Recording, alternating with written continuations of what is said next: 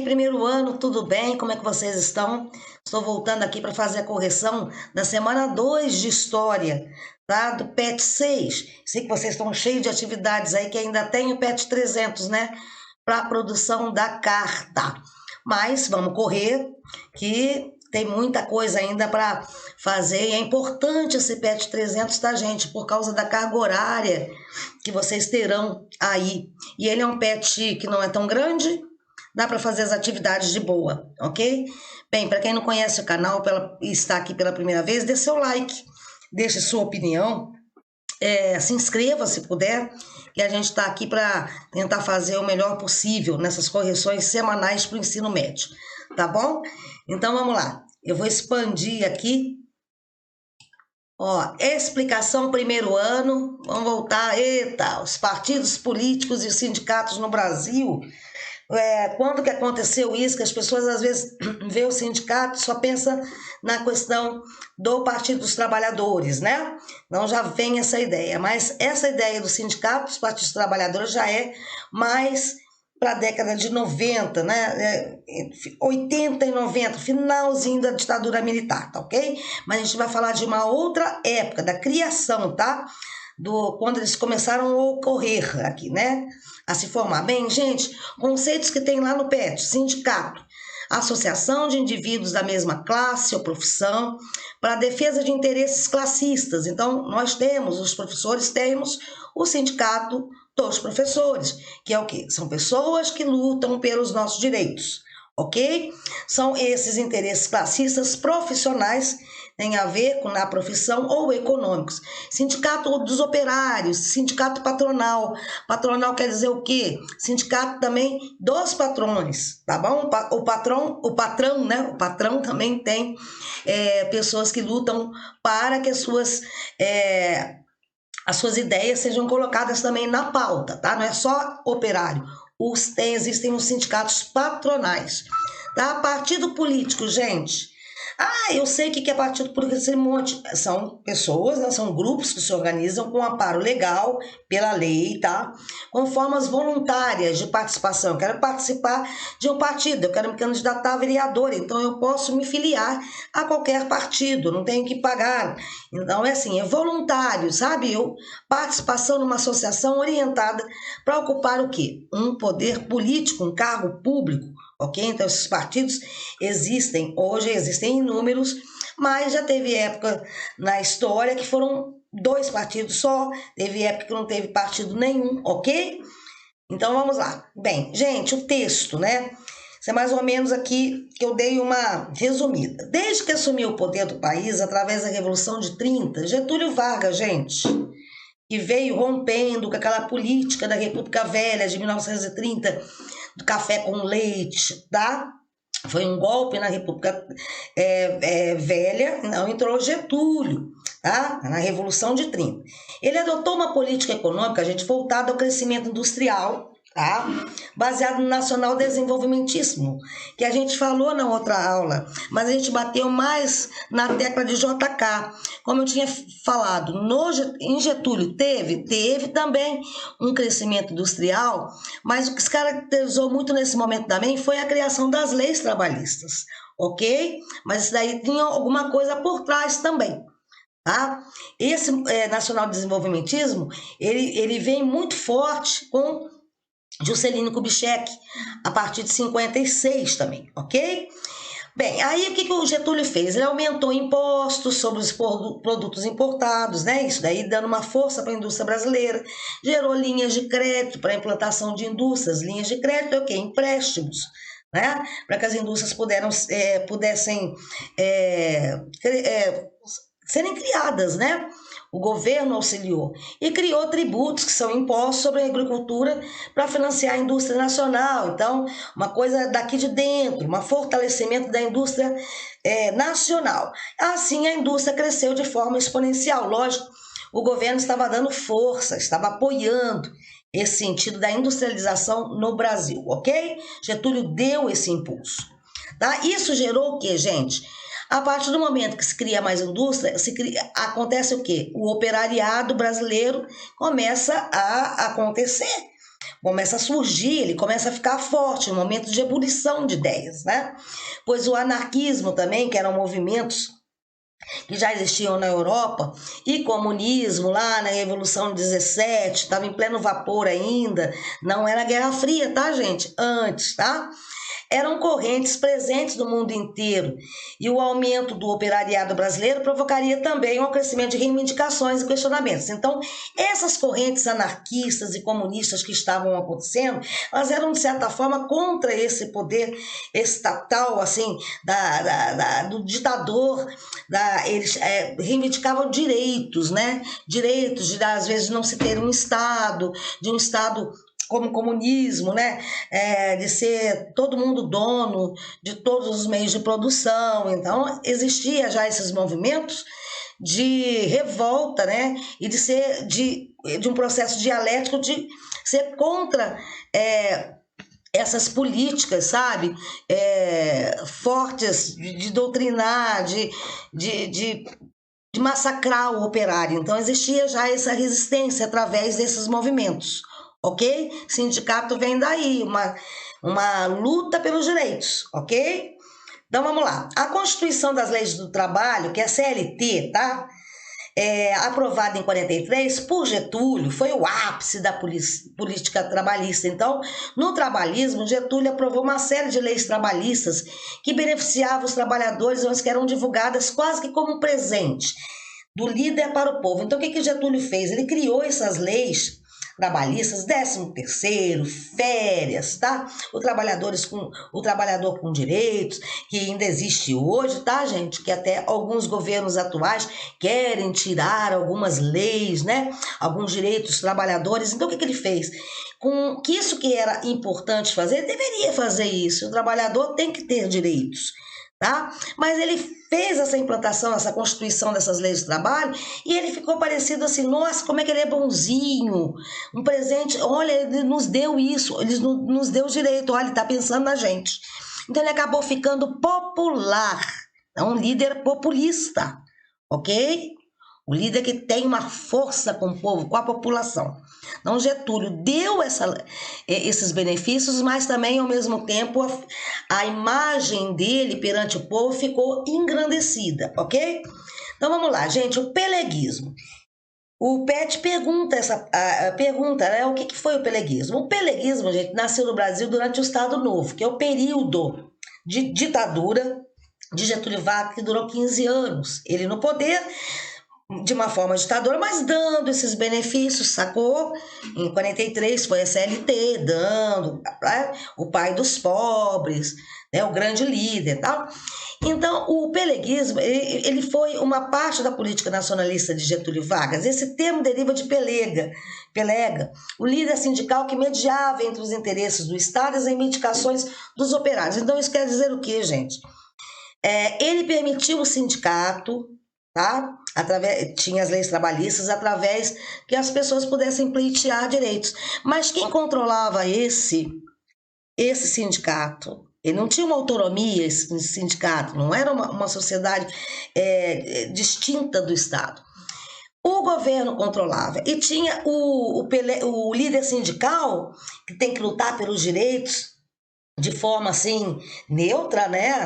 Nenhuma relação com o Estado, ele fazia parte do Estado, então ele negociava com o povo, mas tinha os interesses do Estado ali, então Getúlio permitiu, mas ele de certa forma mandava por trás, ok? Esse era o peleguismo, o líder sindical era ligado ao governo, ok? Então vamos lá, o queremismo foi um movimento de quando Getúlio já estava no final do Estado Novo, né, por volta de 45 ali, ele foi um movimento que Getúlio estava saindo, né, desse lance ditatorial, que muita gente estava insatisfeita, porque Getúlio entrou na Segunda Guerra Mundial do lado do eixo, né, dos Estados Unidos, da Rússia, perdão, e, na realidade, a Rússia fazia parte do lado que ganhou, né, a Segunda Guerra Mundial, e ela tinha o quê? Uma questão do comunismo, né, do socialismo ali. Aí o que aconteceu? Ele tinha ligações estreitas também com os Estados Unidos e estava na Segunda Guerra do lado da Rússia. Então isso daí não pegou muito bem para as pessoas, entendeu? Então ele pleiteava uma coisa porque ele tinha, né? Getúlio tinha atos e simpatia pelo fascismo, pelo nazismo, né? Mas ao mesmo tempo ele entrou na Segunda Guerra ao lado, né? Da parte onde estava a Rússia. Então era uma certa coisa, uma incompatibilidade, ok? Então o queremismo foi um movimento que ocorreu antes da saída de Getúlio Vargas do poder de 45. Esse movimento era em prol da continuação do governo Vargas. Então esse povo que ele apoiou, das leis trabalhistas, de dar direitos. Então, eles iam lá com aquelas faixas, voto em Getúlio, queremos Getúlio, Getúlio me deu a aposentadoria, Getúlio nos deu os direitos. Então, esse foi o movimento queremista, queremos Getúlio de volta. Ah, mas ele sai em 45, tá? Ele acaba saindo, entra a República Populista, né? E ele volta em 1950 de forma democrática, né? Numa eleição, e ele vence, porque antes ele foi num golpe, ok, gente? Então aí o Getúlio ele se torna senador lá para o Rio Grande do Sul, nesse período entre 45 e 50, mas não fez muita coisa, não. Ficou lá no Rio Grande do Sul meio quietinho, mas depois vem forte e consegue ganhar a presidência novamente de 50 a 54, tá bom? Quando ele se suicida, ok? Então, esse pessoal ia às ruas clamar pela permanência, Getúlio no poder, queremos Getúlio. Então, lembra, queremismo, queremos Getúlio, ok?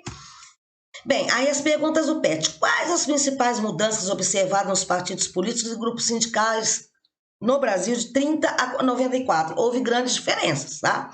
A de 30, gente, lembre-se sempre, eram sindicatos pelegos que tinham a ver com o quê? Dominação do Estado ali. O Estado permitia a criação do sindicato, mas o líder sindical era ligado a quem? Ao Estado. Os movimentos sindicalistas já até 94, que eu toquei no lance do PT, ok?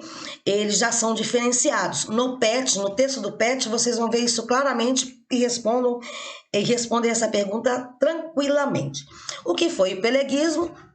Tem no texto também, e eu falei aqui um pouco com vocês. E quais as características do novo sindicalismo? Também está lá no texto do PET, mas lembre-se, não tem nada a ver com essa coisa do Estado, são movimentos mais independentes, tá? Mais soltos, que reivindicam sem a ligação com o Estado, movimentos independentes, né? Ok? No PET tem a resposta. Vamos lá, gente, partidos políticos. Eu vou falar de 3 nessa fase aí, do Getúlio, ok? O PTB, Partido Trabalhista Brasileiro, é o partido que estava ligado aos sindicatos, tá? E chefes sindicalistas associados ao governo Vargas. Então, a gente pode dizer que esse partido na época era do lado do governo, dentro da estrutura corporativista que o Estado Novo criou. E não foi só o sindicato, foi o DIP, né, que é o Departamento de Imprensa e Propaganda do Getúlio, ok? PSD, Partido Social Democrático, foi o maior partido da República Populista, que atingiu o maior número de votos e o maior vencedor das eleições presidenciais no período. Era composto pela classe média alta e representando os setores empresariais no Brasil. E também tinha a UDN, gente, União Democrática Nacional. O UDN era representante dos grupos mais tradicionalistas do Brasil, apresentava dificuldade na representação na bancada do governo por não possuir vínculos com as antigas formações do Estado Novo. Os 3 partidos assim mais importantes dessa época, ok? Nesse período aí do Getúlio, ok? Porque da primeira vez, quando ele pegou o poder, ele cortou todos os partidos políticos, mas depois ele já liberou, ok? Então tá, pergunta 4, gente. O governo Vargas tornou-se sinônimo de intervenção estatal, ok? O governo intervindo na indústria, intervindo, tá? Na economia do país. Embora essa política intervencionista tenha adquirido força no Estado Novo, pode ser percebida durante toda a chamada Era Vargas, política intervencionista, intervenção do Estado, tá? Bem, é correto, sobre a Era Vargas, gente, é correto afirmar o quê? O Departamento de Imprensa e Propaganda, que é o DIP, né? Embora impusesse limitações à imprensa, seguiu a orientação do Estado sem propaganda do governo, sem influência sobre a opinião pública? Não, gente. O DIP ele era fortemente voltado para propaganda do próprio líder, do próprio Getúlio. Se você for analisar, isso tem muito a ver com Hitler também, que tinha um processo de propaganda bem forte, e Mussolini também na Itália. Então, Getúlio tinha relação de como é que pode ser, de simpatia com esses líderes, tá? O governo na questão agrícola extinguiu diversos institutos, entre eles o do açúcar e do álcool, o do pinho e do mate, do cacau, e centralizou as ações do Ministério da Agricultura. Não é o possível, porque ele não estava a fim de extinguir, ele estava a fim de quê? De criar, né? De criar essa política estatal um pouco mais chegada, um pouco menos ditador, tá? Os principais opositores do governo foram facilmente cooptados, né? Pegos ali pela política governamental de conciliação, e políticos com visões opostas, como Luiz Carlos Prestes e Plínio Salgado, atuaram como ministro de Vargas. Não, gente. Luiz Carlos Prestes e Plínio Salgado eram antagônicos. Luiz Carlos Prestes era comunista e Plínio Salgado era integralista, sabe? E integralismo tinha muito a ver com o fascismo, foi um movimento. Tanto é que o comunismo, na época, o Partido Comunista apoiou Getúlio Vargas nesse processo, porque Getúlio Vargas estava do lado da Rússia, nos países lá que venceram a Primeira Guerra Mundial, e o comunismo aqui tinha muito a ver com a Rússia, tá? Então, o Partido Comunista, nesse momento, estava apoiando Vargas, tá? Para ver se na época de 45, se ele conseguiria ficar no poder, mas ele resolveu sair. Ok? Não tem a ver. O movimento sindical passou a ser tutelado já no início do primeiro governo Vargas, olha, presta atenção, com a lei de sindicalização do março de 1931, e em decorrência o sindicato tornou-se o quê, gente? Um colaborador do Estado, com o objetivo de intermediação e atenuação do conflito entre capital e trabalho. Essa daí é bem interessante, viu, gente? Olha, o Brasil, com a implantação do Estado Novo, esse período ditatorial de Getúlio, gente, conseguiu a tão sonhada paz social, e o governo Vargas implantou, pela via da conciliação política, um governo de coalizão entre socialistas e integralistas. Gente, Vargas não era essa coisa de conciliação muito política, ele era, de certa forma, um ditador, tá? Que usava muito a propaganda, ok? Então, eu deixaria aí a mais interessante ali, eu acho que é a letra D. Vocês deixam aí embaixo para ver se eu acertei, tá? Vamos trocar ideia? Então, bem, gente, então é isso. Essa semana é muito fácil. É só vocês lerem ali a questão do PET, vocês vão resolver essa questão toda aí, das perguntas ali abertas, tá? E essa daqui é muito fácil, gente. É só saber o que foi o peleguismo, né? Então, aqui. Sobre a Era Vargas, é correto afirmar o quê? O que aconteceu com relação ao sindicato na época de Getúlio? Ok? Então, é isso. Deixa eu só voltar aqui para a tela. Semana que vem, aí nós estamos juntos novamente. Para quem gostou, deixa um like. Quem chegou até o final, né? Porque geralmente as pessoas não assistem o vídeo inteiro. Tá? Mas eu espero ter ajudá-los. Espero que vocês tenham compreendido o período Vargas, a formação dos partidos, que depois, lá na frente, que sai o Vargas, depois vai entrar outros, né? Aí até chegarmos à ditadura militar, ok? Aí a gente vai voltar para o bipartidarismo, que a gente pode dizer, a existência só de 2 partidos, Arena e MDB, ok? Um grande abraço, fiquem com Deus. Tchau, primeiro ano.